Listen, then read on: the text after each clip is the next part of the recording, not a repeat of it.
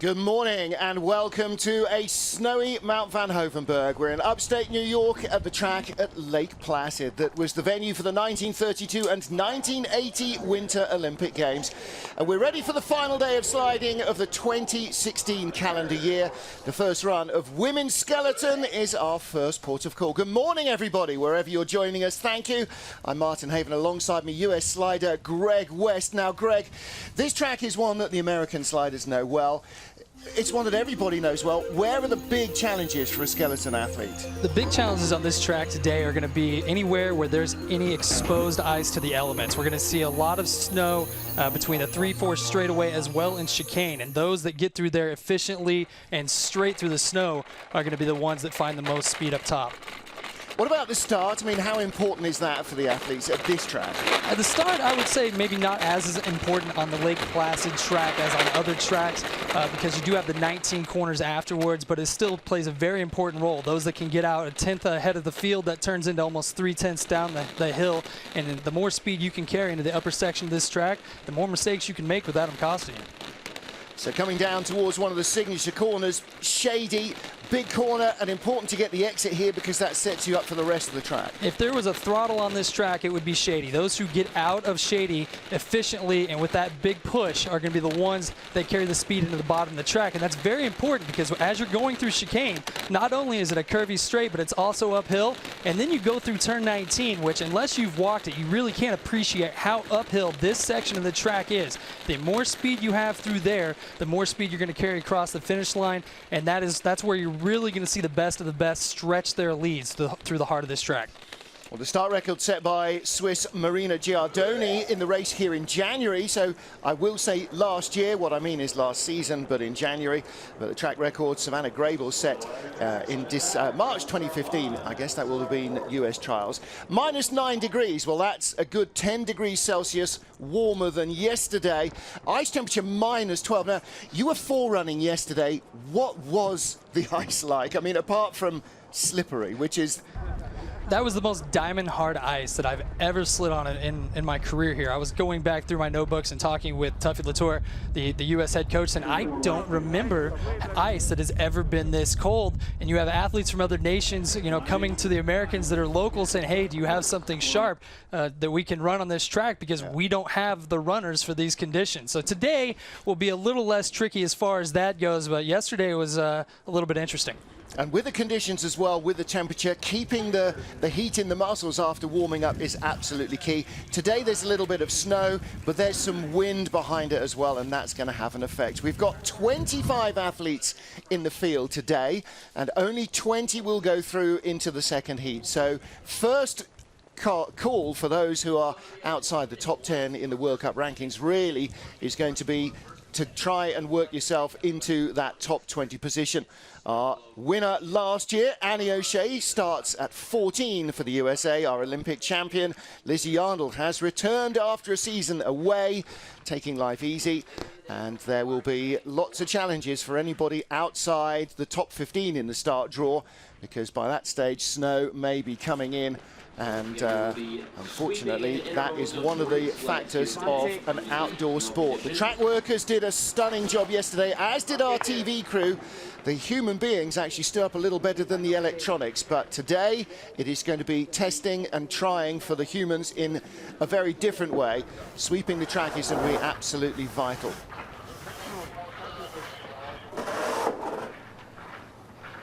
First athlete on the track today will be Austria's Janine Flock. Now, there's a different way of working the start order. The top 10 in the world used to go into a random draw for spots 1 to 10.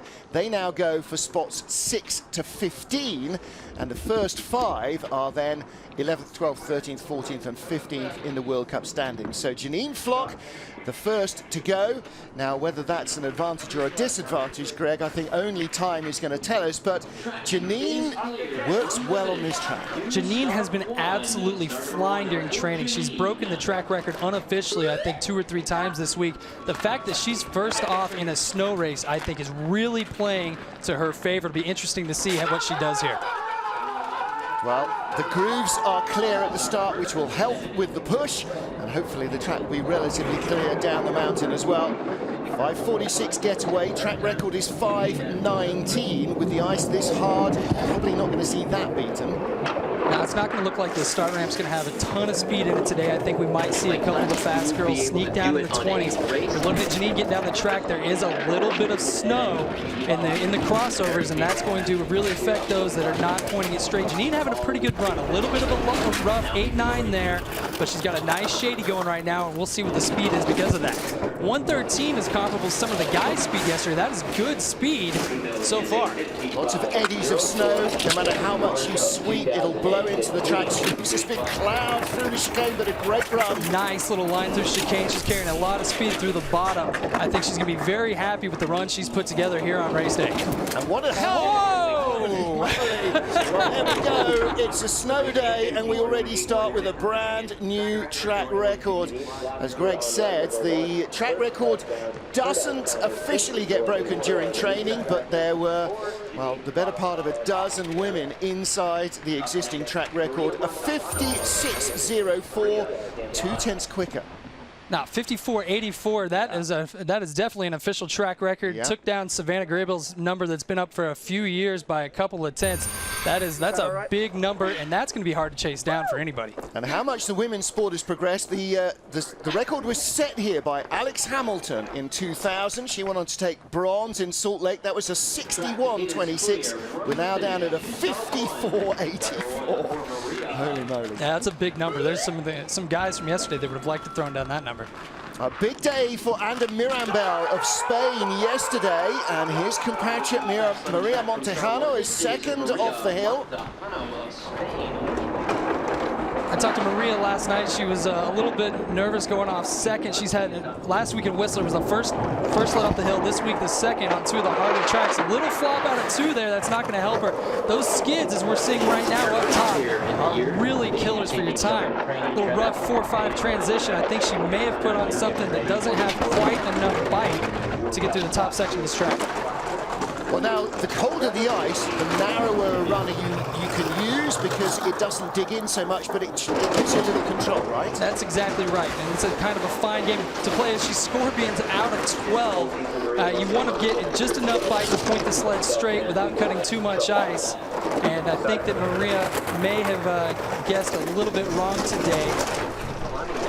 Just struggling through any technical part of the track, just at the back end kicking out, not really like her. Well, and again, she may not have the widest range of runs to call on either. She may just have nothing that works below -5, because you don't often get ice below -5 in any of our racetracks. So like I said earlier, there were people from many nations going to Americans this week saying, hey, do you have something sharper? We don't carry this kind of runner in our bag. And I do know there's a couple of American loaned out runners in this field today. You can see the snow there in the 1-2 straightaways, and I don't know if she got pulled late in the 2, but that's what causes that flop out. I think that's what happened to Misha yesterday in the 2-man race. And then this entrance to 12, that's full scorpion. Been there, done that. That's just not a good time for anybody. There's Zach Lund, former winner on this track.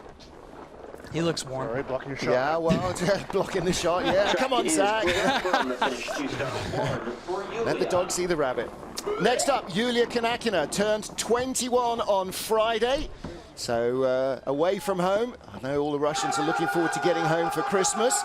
Alexander Zubkov, head of the Russian Federation, is here this weekend and confirmed that they will all attend the World Championships wherever they are held, which is very good news for everybody. That's a big start for Yulia. 5:28 in the snow. Yulia's been getting faster and faster every year, and it's starting to show. She's going to be like Tretyakov. She's going to figure out a little bit more on how to get the sled down the hill, and she could be a force to be reckoned with in the coming years. Former ballet dancer, because of course so many athletes come from Bolshoi. I mean, a remarkable. How did they ever find a ballet dancer and persuade them to become a skeleton athlete? I have no idea. She's having a little rough run, a little flat out of shady, not a lot of speed. A little rough through the labyrinth, and a little late in the 17 here. So 113.3 speed, a little bit down, but you know, today there could be a lot of parity with the snow, so it'll be interesting to see how this run stacks up. The double tap before the finish line never helps, but a 56.17 is a very respectable time on this track. Yeah. So I think that that could be good enough to stay in the 10-15 range today. But it's just so cold, and the girls are so much lighter than the guys. It's just hard to find bite getting down this track. Well, and Yulia is, and particularly Maria, who we just saw. I mean, she's very petite. You know, Janine is one of the taller girls you'll find, and that extra body mass really helps with control. Yeah, we were looking at turn 10, big Shady too. She dropped out a little bit early. She tried to fight it, just kind of that safe flat line through there, not a lot of speed. And then she's going through 12. It's actually not a bad line. We've kind of been joking this week. You can get away with a lot in 12. If you flop out, it seems to be pretty fast. Those that have the clean line through there, maybe they're cutting a little too much ice. So that's something to remember for the coming sliders. Sweeping protocol to keep the snow out of the track as much as possible. I guess they're going to be sweeping probably every second sled. They want to keep the momentum going here. Next up is Jane Channell. So just check the start area for brooms before the girl from North Vancouver gets underway. Looks like they got a good grasp on the one behind her, so that's always good. Yeah. Now Jane could put something up here. She has broke the Calgary start record earlier this year with a 5:28 from Yulia. I think that you could see Jane dip down in the 20s and give her a run for money. 5:19 is the start record. Canadian men at the top there. They'll be in action in the bobsled later on this morning as well. 5:23, that's a big start from her as well. Maybe the groove is a little quicker than it looks. And what you're seeing from Jane already is notice she's doesn't look like she's doing a whole lot. She's pointing the sled straight, but she's not really panicking. A little clip there before turn 4, but she looks like she's handling it well. And the top of this track is those that do the least and point it straight will find the speed. 22 hundredths ahead of the leader, Janine Flock. That's down to 4 hundredths of a second. That's a good Shady. She's going to carry some speed, but she's down 3K on Janine. I think exactly 3K going into the bottom section of the track, and that is going to spread out. You're going to see this 2200 deficit grow as she goes through the uphill portion of this track. The chicane's not going to help her a whole lot. Let's see if she can dig it back. She'll be around half a second behind. First to second, 1.3 seconds. Wow, 9/10 back. I think in the snow, that speed deficit's actually going to stretch out more than it normally would. Once again, 55 seconds for the girls is a fast run. Janine just put one way out there, but a 55.76 on any other day of the week is a really good time on this track. So Jane Channell slots into second place, 9/10 behind the leader. We're seeing her going through the chicane here. That little clip, I call that the elbow. It just sticks out just enough. You think you've got a good run going through there. You start to relax, then bam, and then you're late into 17, have that big first wave in the corner, and the run just, you know you just lost a couple tenths right there. Athlete and sled being examined for legality afterwards. Katie Tannenbaum now from the Virgin Islands. Sunday, she'll be back in St. John where the temperature is over 30 degrees positive Celsius. Today it's minus 19 negative. That is a big temperature change. I'm sure she can't wait to get there. Katie's really come on in the last couple of years. She's gotten a better fit for sliding. She's got a big skid there, 2 to 3. That's not going to help her cause. And the double tap, the 3 to 4 straight, is going to make this highway a little bit rough. It's only her second year in the World Cup. She came and raced here in the World Championships in 2012. It was her first big race at senior level. See if she can find some more speed in Shady. She had a good entrance. Little pop out. That's a really good exit, but down on speed once again. 1:08.9, down almost 5 kilometers an hour on Janine. I think we're going to see Janine's time stand for quite a while until we get to the heart of this women's field. Good run through the chicane, and that keeps the speed alive. Yep, she's going through. Nice little exit out of 18. She's struggled there in the past.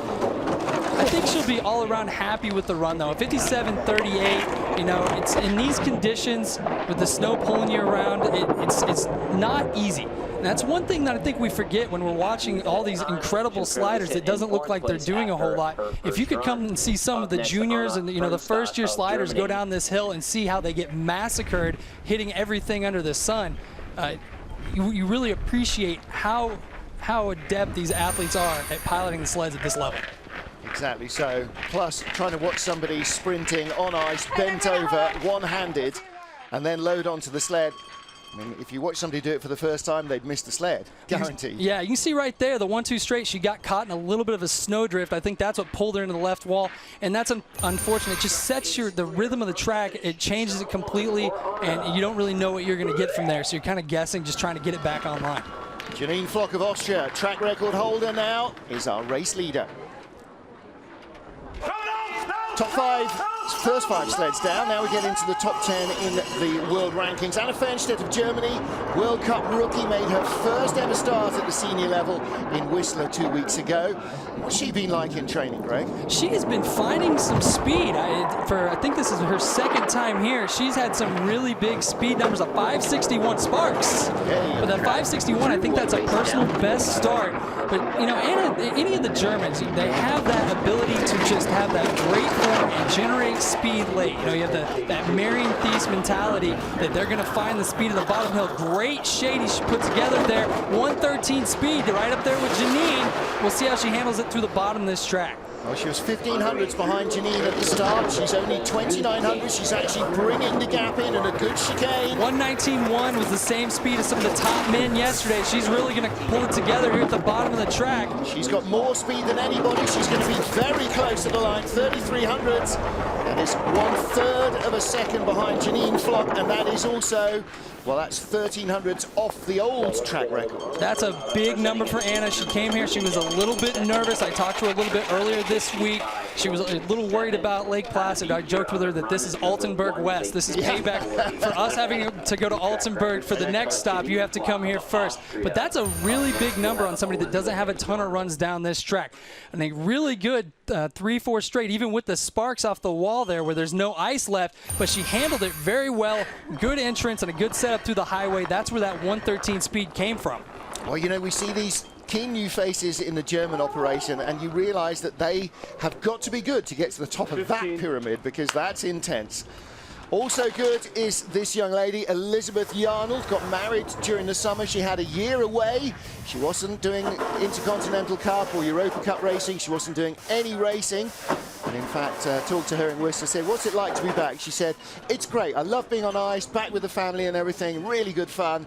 I hate having to do things when I have to do things, not when I want to do things. She said, when I stop this, I'm just going to spend my life pottering around. The thing she loved most about last year was not having a routine where at a certain time you had to do something. Eric Bonotis, the coach, checking with the jury members what's going on with the clock. That Lizzy has gone back in the start shed. Looks like we're having a snow delay. They're trying to clean the track out for it. But there's nothing worse than when you get to the start line, you're fully amped up, you're ready to go, and they're like, wait. So she comes back out again. Helmet had almost been off and now back on. And that just messes with your rhythm as an athlete. But Lizzy, she's a veteran. She's a professional's professional. You know, has that gold medal around her neck from a couple years ago. She's going to handle it just fine. One here 2 seasons ago, one here 3 seasons ago, and took bronze in the World Championships in 2012, her first senior year in the sport. And of course, 2014, she was the Olympic gold medalist in Sochi. 5:37, that's a good start for Lizzy. She carries a lot of speed down this track. She's been training really well. Both of the British women have, her and Laura. A little bit early in the 3, so that usually sets up for a big hit, but she handles it very well. Lean back into that tap, and now she's got a pretty good highway going. Doesn't look like she's getting caught in the snow.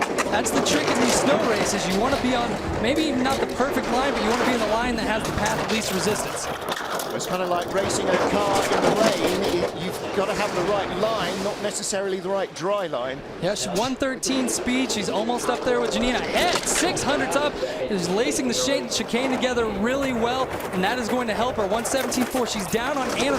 Anna had 119 speed. It's up and back in the red because of it. And this is going to be very close. She'll be inside the old track record, a 10th behind Janine Flock. So whether Janine had, well, Janine definitely had a full, as clean a track as you can get. That's a good run from Lizzy Yarnold to go into second. Yeah, anytime you break the old track record, you got to be happy. I think what you're going to see there, and if we see it in the replay, she had a really good top of the track. It looked like she had a really good shady. Then all of a sudden she came out and she tapped left. And while the immediate split speed shows that she had good velocity, when you take this hit out of shady, as we're about to see here, it scrubs speed going into the lower half of the track, and that's with the uphill sections in the snow, it really multiplies. Okay, thank you for supporting us. She knew it was coming as well. You could see her lifting her right elbow to try and just drag the sled away from that hit, and it didn't quite make enough difference.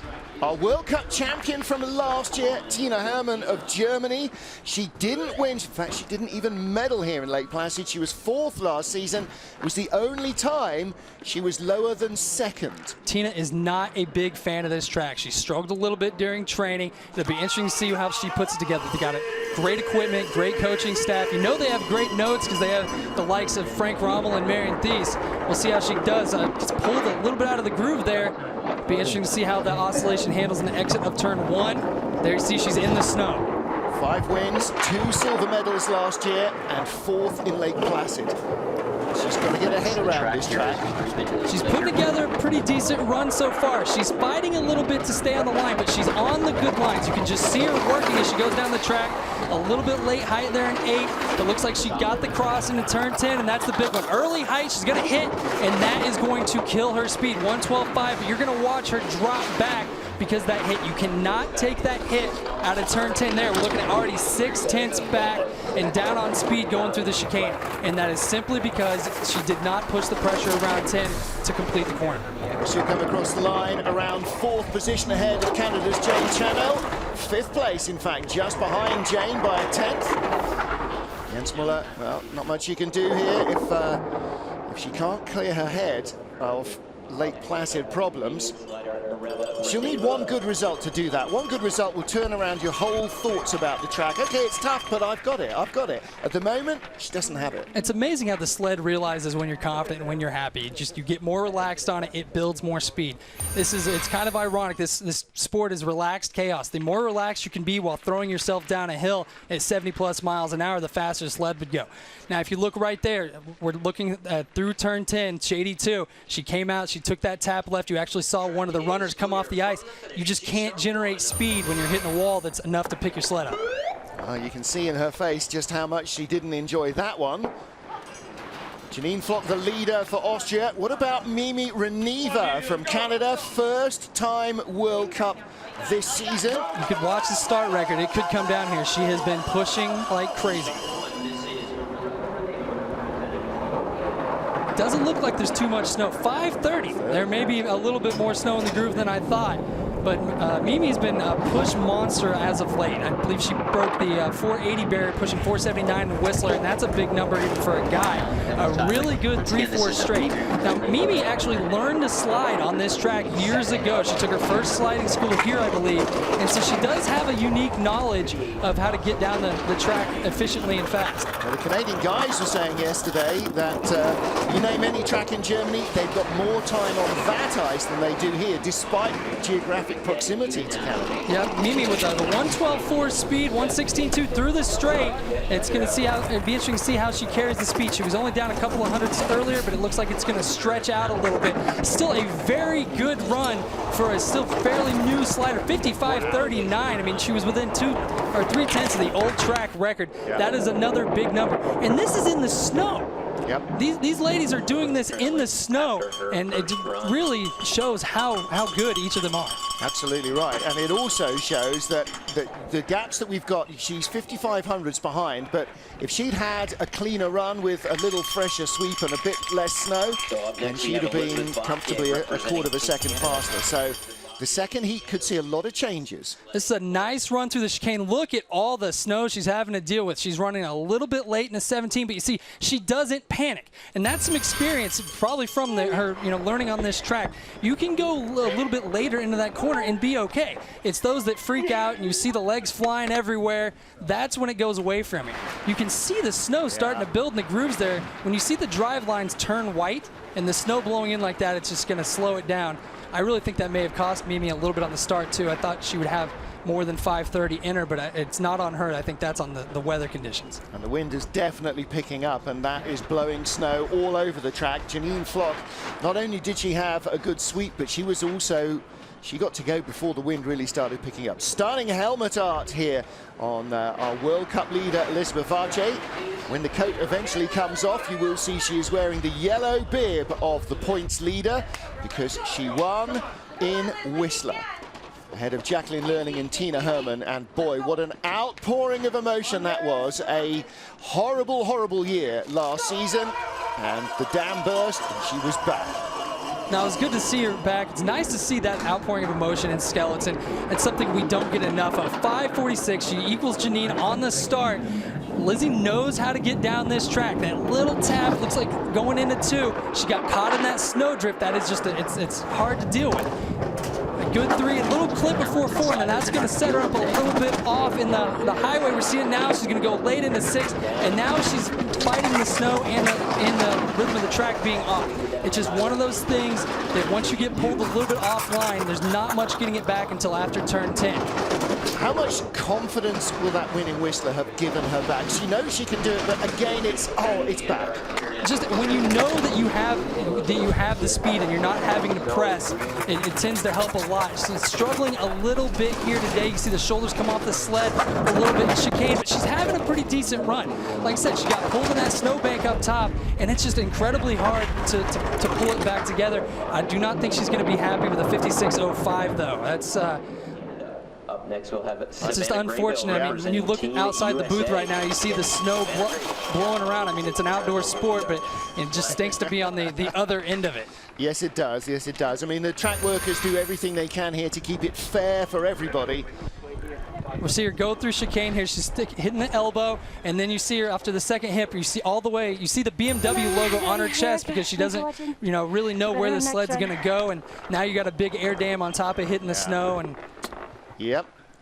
Tough run. Janine Flock leads from Olympic champion Lizzy Yarnold. Germany's Anna Fernstaedt, the rookie, lies in 3rd. First 10 of our 25 athletes down. Next up, the USA's Savannah Graybill. Greg West, sit back and watch this. This could be interesting. Savannah knows this track as well as anybody. The Denver, Pennsylvania native. I know her mom and the rest of the people back home will appreciate that. Getting pulled a little bit early into 2, but Savannah knows how to handle it. She's got plan A, B, C, and D for every corner on this track. She's already got back on line. It'll be interesting to see how she comes through the top quarter of the track. 10th fastest start. She's up to 9th on the splits.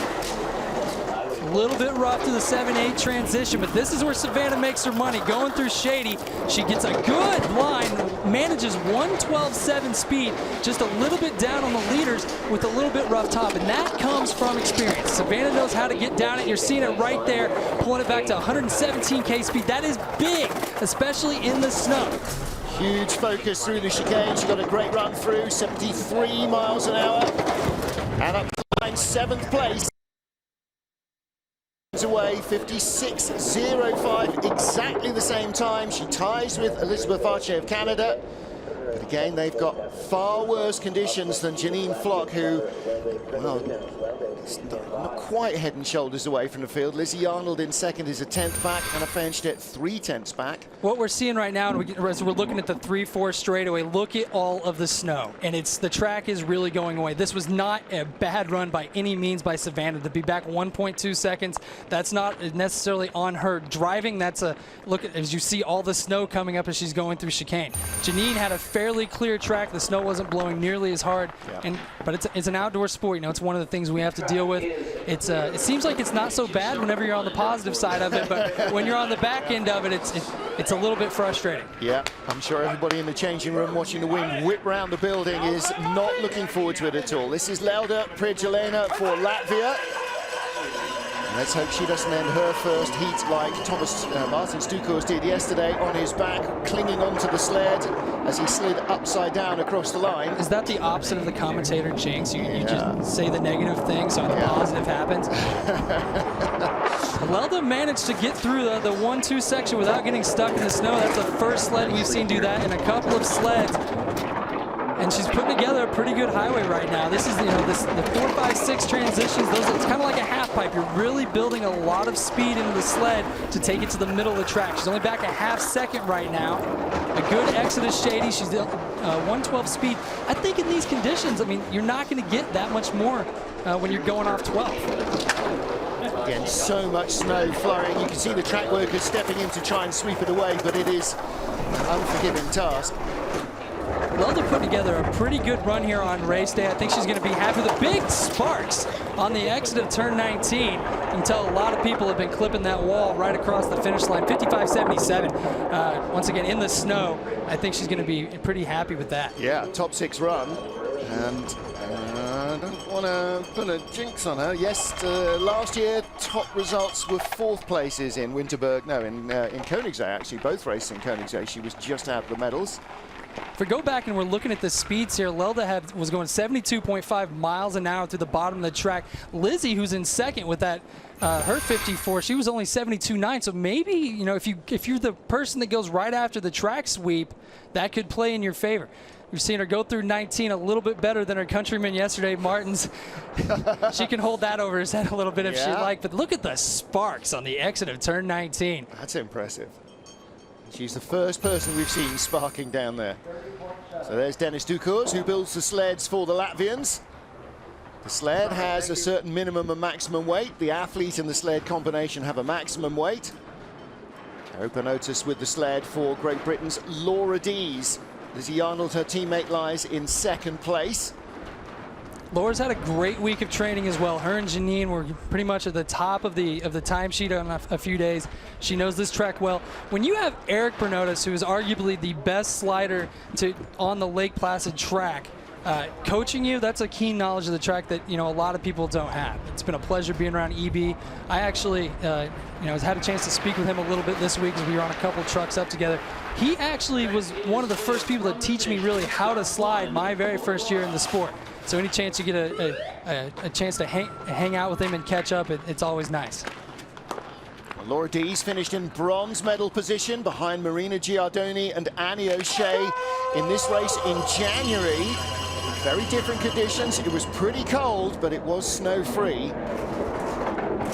Laura known for her starts, and you can tell that the snow in the grooves is really starting to play havoc, pushing in the 550s for her. That's not something she's akin to. Dropping that toe in the 1-2 straight when you get pulled in that snow, that is a time killer. She's getting back online. It's a good entrance to 4, and as long as you have a good entrance to 4, you can salvage the top of this track. She should normally be starting 520s. What does being slower into the first few corners do for the rhythm then? Well, because it's so flat, it doesn't necessarily change the rhythm. You feel like you had a really good run, and then you look at the timesheet and you're like, where did that second go? When pushing 3/10 slower than you're used to and nothing you can do about it is a little bit frustrating. The double tap and chicane's not going to help her cause. She's down on speed a little bit, 72.6. 10th position on the splits. Will she finish in the top 10? Yes, just ahead of Julia Kanakina and behind Savannah Graybill by 300ths of a second. Yeah, what? I owe Laura an apology. 72.6 miles an hour is actually really fast. I am sorry, Laura, when you're watching this, please don't hate me too much. Yeah, hate him. It's not me. It's a pretty solid run. I mean, once again, you got that knowledge of how to get through Shady no matter what, and when you can get through turn 10 with speed and carry it to the bottom of the hill, it really pays. A good turn 12, I think if she would have gone early in the order, she could have been up there with Janine and Lizzy. It's a comparable run. Look at the head buried. That's confidence. Even with a little bit of a tap there on the right and then the left, you see that she's just confident in the fact that she knows the sled's going to be fast, and that's big. Almost Anya Huber levels of head burying going on there. Sorry again, Laura. Yeah. That's his fault. Last winner on this track is Annie O'Shea. She won here in January this season. Yesterday, we saw Jamie Grubel-Poser claim 2 wins in a calendar year for the USA in women's bobsleigh. Can Annie double up? Yeah, definitely start groove is starting to play havoc with push time. Seeing Annie get pulled right out of 1 as well. That berm of snow is part of the track, but it's a little frustrating when you don't know it's going to be there. She's handling it very well. He's at 5:49 though. That's showing you that the start grooves are just packed with snow, and you're really having to muscle it through there. Well, the good thing is that that's only 300s away from the leader, Janine Flock. However, The extra snow that's sitting alongside the walls since Janine came down is definitely playing havoc with the later sliders. Annie with a good middle of the track through the labyrinth there. She's 6/10 back. 117 speed, though. That is big. 72.7 miles per hour. I believe that's the third fastest speed. Ties the third fastest speed with Savannah. And that'll help her through the uphill section in turn 19. Just gets away without a brush on the wall. 7th place, but 9/10 and change away from the leader. Well, this is definitely a snow-affected race, and yeah, depending on what the weather conditions are like in the second heat, it's going to be very hard to make up 9/10 unless the weather deteriorates in the final few sleds, though. That's exactly right. The good news is Annie will go before the leaders in the second heat and will hopefully have a better track. It tends to equal itself out because the second order is a reverse order. As long as the weather doesn't get better. And how much does that little snow affect you? Well, if you think of your own car driving on a highway, if your front tires go through a deep puddle and you feel that tug on the steering, that's exactly what's happening with the snow here, right? It's like if you hydroplane but you're on ice already, so you have no control all of a sudden. It's just frustrating. You're not expecting it. You're relaxed on the sled, then all of a sudden it darts to the side, and there's nothing you can do without making a drastic steer. And that either way, you're gonna hurt your time. And you just have to pick your poison. Jacqueline Loelling from Winterberg in Germany. What a sensation this girl was when she came into the World Championships there a couple of seasons ago. From the junior German squad, she came in as the junior world champion. She got a free entry to the senior worlds and damn near walked away with the medals as well. Jacqueline is an incredibly good slider. You're going to see she's quiet on the sled. She has that great arrow form. She's incredibly long. I believe she's 5'11", and that's has that kind of Noelle Picus pace build. And as you get through the faster portions of the track, her arrow really takes over and helps her cut through the air just a little bit better than some other sliders. Putting together a good run. That's a nice exodus. Shady, big speed, 113.2. That's one of the higher speeds that we've seen through there, and that is going to help her frame get through the bottom here. 118.8. Is that the fastest? Yeah. That ties Janine for the fastest speed on the track. That's impressive stuff from Jacqueline Loelling. Nice line through 19, avoids the walls by miles. Makes it look like everybody can do it. No wonder Jens Muller is happy with that. 5th place. That's a really good run from Jacqueline Loelling. That is incredibly impressive. And Jacqueline's had a pretty good week of training. Every day just got a little bit better, a little bit better. But to put down those speeds in this weather, that's just a tribute to how quiet she is on the sled. You can look at her, she's going through chicane, head buried well. You see her sticking her legs out. She's not touching the ice. She's just balancing the sled a little bit, making those very fine adjustments. A definite veteran move on her part to go through there for somebody that probably only has, 40 runs down this track. Yeah, possibly not even that. Using those long levers for balance really works. Janine Flock still leads from Lizzy Yarnold. Anna Fernstaedt in 3rd. Mimi Rahneva for Canada in 4th. And Jacqueline Loelling lies 5th. Yeah, Anna really came out of nowhere today and putting down a big number.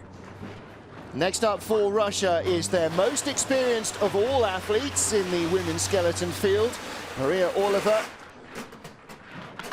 a graduate of St. Petersburg University, and she too is waiting on the snow clearance.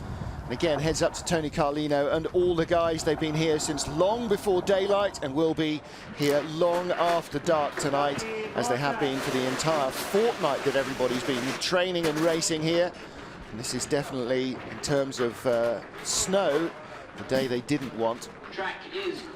Yesterday, Arctic vortex weather, just unbelievable cold for the athletes. Today, though, the snow is having much more of an effect on the race, if not on the bodies. Now, I said it earlier, there's nothing worse than waiting at the starting line when there's a hold, but when you know it's because they're cleaning the track out, you kind of you're okay with it a little bit, especially on a snowy day like today. It looks like the snow is not coming down as hard at the start right now. Now that may pay for the athletes that are further down the field from 15th on down. 5:44 getaway. The grooves there are still full of snow, but nothing blowing into your face. No, that's a big start for her considering the conditions. Now it's always nice going after the fresh sweep. Maria's got a really good run going through the top here, and with that 5:44, that's only going to help her cause a little bit rough in the 6-7 transition, a little bit height as we see some leaves in the track through the 8-9 transition. Well, the wind blowing the way it is, I'm not at all surprised there's debris blowing in as well as snow. little bit of legs flopping around through 12. That's not uncommon through there, as we've seen a couple of good scorpions. 1:15.2, so 71.6 miles an hour. That's pretty good speed. Once again, this is in the snow, and that always slows the sleds down. But a really good run for Marina here on race day. Didn't race here in January. The top Russians from all disciplines didn't come over in January for the North American leg. I really thought when she took her first World Cup win in Altenburg a couple of seasons ago, that might just kind of get the monkey off her back and release that tension of being close and not quite getting it, and doesn't quite seem to have had the effect that maybe it could have done. We're seeing her go through turn 12 here. You see both legs up near the roof there. She actually had a pretty good line, but 12 is a little bit of it's forgiving right now. If you feel like you're going to fly off the end of it and all of a sudden the sled just kind of droops off the corner, but in your head you're like, you've just got to hold on for your dear life. But those who can relax through there are going to find some speed. 17th of our 25 starters is Kimberly Bos from the Netherlands. This young athlete came into our focus in the World Championships in Eagles last season. All heart and exuberance for this sport. Now, Kim is absolutely wonderful. She's a physio, and the last couple of seasons, she's kind of been the unofficial physio for the Americans on tours. I know she's put myself and Stephen Garnett back together a couple of times in Europe, and it's always much appreciated. We'll see what she can do here on race day. She's really come on in the last year. She struggled in Whistler. She said she told me it came apart on her at the line. She was thinking about a lot of different things. This week, she seems a little bit more focused on the task at hand, and it's starting to show. She's put together some really good training runs and having a pretty good run here on race day. She muscled it out of 10 there a little bit, but still managing decent speed with the 1:11.3. We'll see how that translates in the bottom of the hill as she goes through the chicane. Got to bear in mind she's a World Cup rookie. This is her second World Cup start. 2 hits in chicane, but still 72.8 miles an hour is good speed. Just outside the top 12 at the moment, so she will definitely make the second heat. And 13th at the line, 56.07, just 0.04 of a second behind Maria Orlova. So there's the first battle for her to deal with. In fact, Orlova, Savannah Graybill, and Elizabeth Archer and Kimberly Bos covered by 0.04 of a second, those 4 sleds. And then 100th behind is Laura Dees. So 5 sleds battling for a top 10 spot covered by 0.05 of a second. Yeah, there could be a lot of parity going through there on the second heat. I think Kim's going to be really happy with that run. We see her here going through shady. She's building the nice late height. You see she's trusting. Her legs aren't going anywhere. She punches it out at the last second, but a good line going into 11. Oh, she did clip the wall there. But that's kind of the aggressive line. You're flirting with disaster. If you get close to that wall without hitting it, that's what you're shooting for. So pretty good run. This could be big here. Marina, she could, if she got a fresh sweep, maybe put a move on her start record. Yep. I've seen a lot of snow in the grooves, though. Owns a start record at 5:19. If she gets to that, oh boy, will she be doing well. Fastest start so far, 5:23, and she's 5:39, and that's not because she's slowed down any. No, that's just indicative of the grooves. You see, she's another one of those that got pulled into the right wall between the 1-2 straight, that berm of snow. She seems to be handling it very well. A very good 3-4 straight. Marina used to hate this track. I remember the first time she came here, I believe it was it might have been for Worlds in 2012, and she got to the bottom, and I talked to her, and she just hated this track. But it started to come to her a little bit. I believe she finished, what, silver last year? I could be wrong on that. Yeah, she did. Silver. Okay. Silver and a track record, yes. Yeah, okay, so not a bad day at the office today. She's putting together a pretty good run, a nice run through chicane. You just see all of the snow blowing up through there though, and it's a little frustrating when you're on the sled. Well, 5th at the start, but a very solid run. 7th place and drops down to 10th at the line. At a 56.01, so again, she is right in that group. That's yet another athlete. Yeah, second heat's going to be a lot of fun to watch. 10 through 15 is completely up for grabs. Yeah. I mean, flip a coin. 0.07 of a second, 10 to 15, and just what 1200s in front, 1500s in front of them is 9th place Tina Hermann. Marina Gilardoni, former bobsled brakewoman. Now, as we see her push her, you can look, if you focus on the start groove, the spur that's right in the middle of the screen, you can see that it's white. Usually, when it's not snowing, you don't see those distinct white lines. You can see the snow actually being pushed out of the groove by the runner, and that's just incredibly frustrating when you're pushing because you feel, we load on the sled and you almost feel it slow down. It's like it's in glue instead of on ice. So Marina Gilardoni of Switzerland in 10th position. Still to push a 5:39 in the snow. That's getting after it. 18 athletes down out of our field of 25. Only 2 more spots left in the race. So the next 7 are battling each other for the final 2 spots. Coach Katsuhiro Koshi holding the sled for Takako Oguchi. The Japanese program in men and women's skeleton down to a single athlete now for each discipline. Let's see whether she can find herself a spot in the second heat.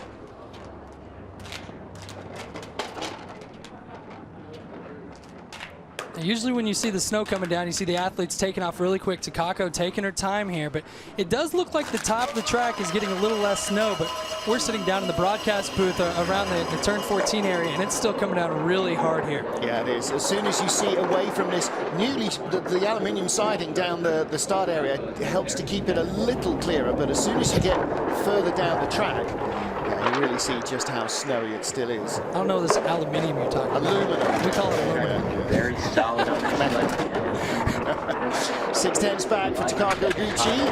And if she finishes around 14th, 15th in that tight knot of athletes, then she'll be safe in the race. Takako putting together a clean run through the top, a really nice shady 110.5 on the speed, a little bit down. I thought with that exit of turn 10 that she would have some more speed. You see how hard it's snowing under the crossover. This is one of those runs you get to the bottom and you just kind of look at your coaches like, what happened? This is an incredibly clean run by Takako. Maybe she went a little too sharp. I don't know how that would be possible in these conditions, but I mean, that was a really clean run. There were no glaring mistakes anywhere. I was watching her turn 10 thinking, oh wow, she's gonna have really big speed, and it just wasn't there. Yep. And it's one of those frustrating things. Sometimes the sloppy runs are the fast runs. My fastest run down this track, I hit 3 times in the chicane. It makes no sense to me. I used to watch Kristen Bromley, never knowing whether his wild runs were going to be unbelievably fast or unbelievably slow. I could never tell. We're watching Takako go through chicane here. I mean, this is textbook. This is right down the pipe. You can't ask for anything better. She's relaxed on her sled. You see her bouncing around a little bit, but that's just from being relaxed. And I think that maybe the setup was just a little bit too tight for the conditions. Well, the other thing there, straight through the chicane, she didn't touch the wall, but one runner spent its entire trip in a little bump of snow. So Yoska LeConte now is our 20th athlete, so she will make the field with this run, but there are 5 waiting to come who will be looking to try and get in as well. 5-6-0. Yoska's kind of come on this season a little bit. Look, that is a veteran move. She dodged the snow. I don't know if Kim came up and let her know about the berm between 1 and 2, or she's been watching the broadcast, but she missed the snow 1 and 2, and that's going to help. A little bit late into 5, and that's going to push her highway off just a little bit. She goes through the 6, 7, 8 transition. But not a bad run so far. Well, the athletes can watch these pictures on their monitors in the starting house, in the changing room, so you can get that knowledge of where perhaps not to go. Do you make that much difference to your racing life? You know, I think some athletes watch it, some athletes don't. That's a big double tap in chicane. Down to 71.7 miles an hour. She's a couple miles an hour below the leaders. But you know, some athletes watch it, some athletes don't. You can get in your own head. You kind of have to just be on the sled yourself and use your reactions. But I think that was another snow-affected run. There were a couple of little mistakes here and there, but an overall clean run. So to be that far back, I think you just throw a snowball at the cameraman and call it a day. 18th place might see her into the race. Katie Tannenbaum 19th, Maria Montecano of Spain in 20th are the ones in the drop zone. Here we see her coming out of 14, hangs on it just a little bit long as she goes through chicane, and that's what causes that tap on the right and then the big hit on the left. And those do not feel good. If you imagine a belt sander going down your arm, yeah. That's about the feeling of hitting the wall when you're going 70+ miles an hour. 20 sleds down, the field is full, 5 more to come, all looking for a place in the second heat. Janine Flock leads by a 10th from the Olympic champion, Lizzy Yarnold. 5 to go. Go fast or go home. Elena Nikitina next up. Well, she was looking full of the joys of spring in training, bouncing around and full of excitement. Can she produce one of her superstars and get herself into the second heat? She's going to need it. She does not like this track. 5:29 though, big start. She pushed in the right groove versus the left groove. I don't know if maybe that groove has a little less snow. You're seeing the same line as most people though, getting pulled into the wall before turn 2 when you get caught in that snowbank. Sparks again. And in the green numbers for the first time for a long while we've seen an athlete in the green. She's 700s behind our leader Janine Flock. We'll see if she can stay close as she goes through Shady. A little bit late into turn 10. That makes it hard to generate a lot of speed. Still only 2,600s back, but 109.5 is not going to help her cause. Quite petite and quite light, and that lack of mass perhaps means she's even more affected by snow. That's exactly right. You know, the weight goes through the snow a little bit easier. I always joke around, fat is fast once you're on the sled. And a little bit of a skid, very similar line to Martin's Dukers. She goes through 19. Well, she's in 18th spot. That might just be enough. That bumps Maria Montejano of Spain.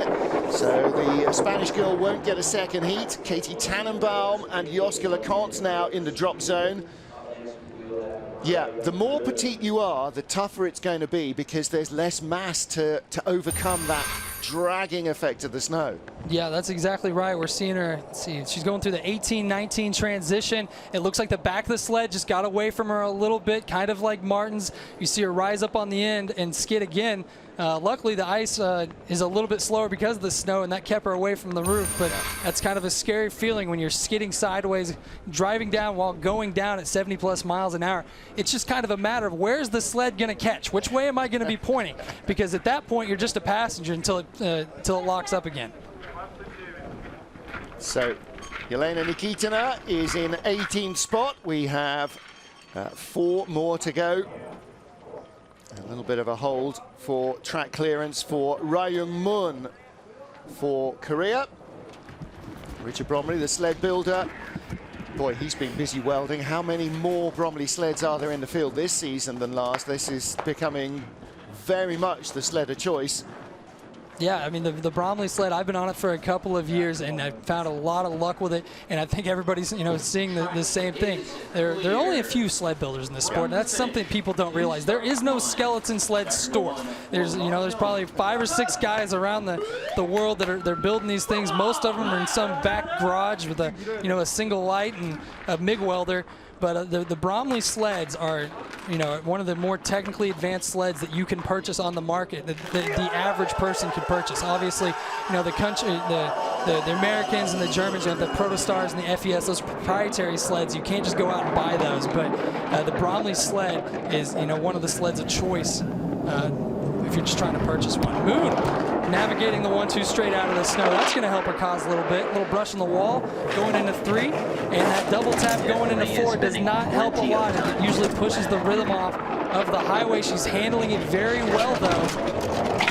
When you have the notes of Kristen Bromley and the help of Richard Bromley, both of them, you have the knowledge to get down this track. It's just how you apply it. In the snow, the 111 speed, that's not bad. Doesn't have the experience. It's only her second ever World Cup race. Triple tapping the chicane, though, does really hurt you going through the bottom. She actually drove 14 a little too well. Most people come out and hit the right wall. She came out and clipped left, and that just sets you up for 3 taps before 17. She is in the race at the moment, 20th place, and that bumps, who do we say, Katie Tannenbaum from the Virgin Islands. She joins Maria Montejano on the sidelines.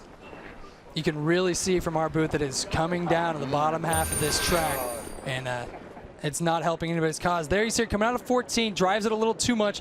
Left, right, left, going into 17. While it sets the line up nicely, you're looking at it probably on good ice conditions, 1/10 of a second per tap. In this, I would say it's probably more than that. But we'll see whether Moon can stay in the field. But with the likes of Kendall Westenberg up next and Kim Melman's following up a couple sleds later, Jackie Narcott, I believe she has a 4th place here in the past. It's going to be a little bit tough to get in. Yes, it is. 3 very strong athletes. As you say, Kendall Westenberg made her World Cup debut last season. Now, Kendall's really come on this Lake Placid track. She's come on, period, in the last few years. Has just been getting faster. The 5:54 in the snow is a very competitive start time. You see her trying to avoid the snow there. I think that toe was worth it. I think a little toe there to stay out of the snow will help your cause a lot, and it's setting a nice lineup as she goes through the Devil's Highway here, the 4, 5, 6, 7 transition. She was 12th fastest starter. She's up to top 10 on the splits. This is a good-looking run. See if she can drive herself in. That good-looking turn 10. A great exit, 112, 1 speed in the snow. That's big speed. Little scorpion on the exit at 12, but that's not always the worst if the runners are pointing straight. Good chicane, 115.6, so she's 71.8 miles an hour. A very competitive speed as she goes through the heart. 23rd in the field. She's aiming towards the top 6, 7th on the splits, 8th place at the line. That's a really strong run. Bumps out Rayon Moon of Korea, who only spent a minute in the race. Kendall Westenberg, 8th place. She is absolutely going to get a 2nd heat. She's got to be stoked with that. I mean, when you start off 23rd in a snow race and you can drive yourself into the top 8 of the World Cup, she's ahead of the last year's world champion Tina Hermann, who had a much better start draw. You really can't ask for much more than that. You see here, as she's going through turn 12, a little bit of a scorpion, but she gets away with it and has a clean 12-13 transition, just a little toe on the ground. But I think Kendall's going to be really happy with that run. Yeah, looks like it. Exactly, I'm telling her the start time. 5:54 normally, you'd be heartbroken, but as you say, the weather conditions today are definitely not normally. Just take what you can get and then get on the sled and do your job. There you go. Jackie Narcott from Australia. And the Aussies have got such a strong history in women's skeleton over the years. But Jackie is now the kind of last representative for her country. Jackie also learned to slide on this track, and I think it was 2011 or 2012, came out to her first skeleton school out here, so she's going to have a unique knowledge as well. Gets caught in that snowbank again. It's just, that's one of those frustrating things. It's getting wider and wider, it's getting further and further across the track to grab you. And there's nothing you can do. I mean, this is not drivers making mistakes. That's just the way Mother Nature's pulling you into that wall. Luck of the draw and how you come out of turn 1. Handling it nicely so far. Top 15 off an 11th fastest slide. 110.8 speed. She's got a clean exit of Shady in 12. Carrying a little bit of speed here into the chicane. That's a great chicane. 72 miles an hour. Very, very competitive. Once again, these girls are going off 20-plus sleds into a snow race.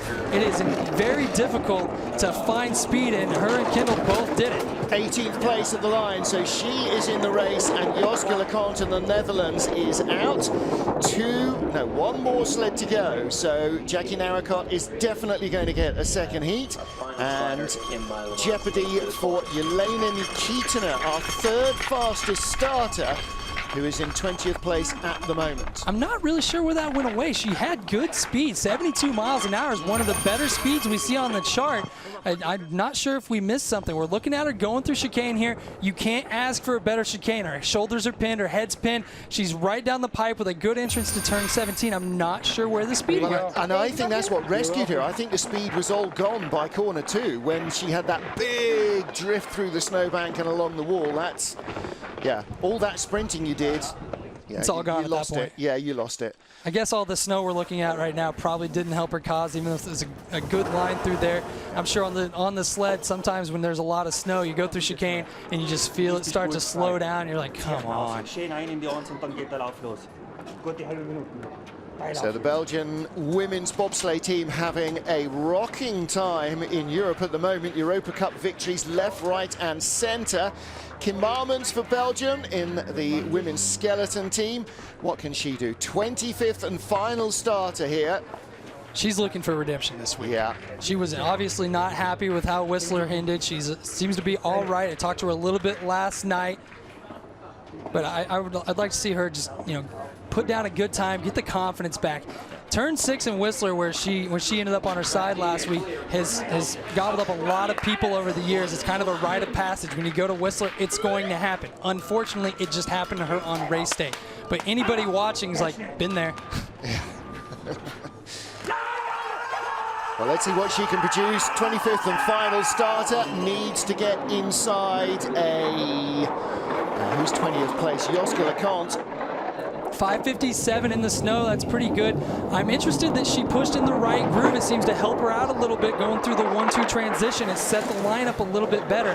Everybody that we've seen pushing that right groove, maybe it has a little bit less snow compacted into it. Maybe the line into turn 1 with the snow is helping, but her top was pretty good through there. I wonder whether that was her deciding that or advice from Martin Reffel. I think possibly the latter. I don't know which side she would normally start on, but it seems to have helped her. 14th place at the moment from Kid Marmons. Came out of Shady, hit that left wall. She had 110 speed, but we're going to watch it kind of go away. Legs going around. That's tough through chicane. The only thing worse than hitting through there is hitting and then kicking it sideways. It's just like doing a hockey stop on skates, especially in the snow. It just kills your time, and we're seeing it right there. 21st, she does not make the second heat. She was close until the chicane. And at least she gets down without a Martins Ducour's moment across the line, but she won't get a second heat here, so she'll go home to Christmas frustrated. But back to European tracks in the second part of the season that she knows much better than these. Kim's going to be a force to be reckoned with when she gets back to Europe. She's had some pretty bad luck here. You know, Whistler last week, the snow this week. We're seeing her come out at 14. She overdid it a little bit, came out and hit the left wall, and then you just see the back end of the sled kicking out as well as her feet. And when you're doing that, those spines are just digging in the ice, and when there's snow there on top of it, it's just more friction, and it's just hurting your time more than you can imagine. Well, what a start to the race. A cracking start. Track record for Janine Flock means that she has the lead after the first of the 2 heats here in Lake Placid. Lizzy Yarnold flies second. Rookie Anna Fernstaedt of Germany with the top speed at the bottom of the track to go third will be a definite medal threat. So will Canada's Mirella Rahneva, Jacqueline Loelling of Germany, and Jane Channell of Canada. Last year's winner, Annie O'Shea, who won here in January 2016, lies 9 tenths away, tied with teammate Kendall Westenberg. Look how close some of the groups are, though. 6 to that tie for 8th, 9th, 5/100ths of a second. I don't know how we missed that, but yeah, Annie and Kendall tying coming down the track. That's big for Kendall. It's got to be good for the confidence. We have a lot of chance, a big chance for parity in the second run. Second page there, basically covered by a third of a second. I think that you're looking from 10th to 18th could go any way. That could be an absolute mess. Yeah, bloodbath. Somebody's going to be spending some time in the leader box, and while it's a good thing, they're probably going to freeze a little bit. Yeah, not so much as yesterday. 20th place, the final spot in the race, does go to Yelena Nikitina of Russia. But Lizzy Yarnold, the Olympic champion, versus Janine Flock, a double European champion. That could be a very entertaining second heat. Stay with us for all the action with Greg West and Martin Haven here in Lake Placid.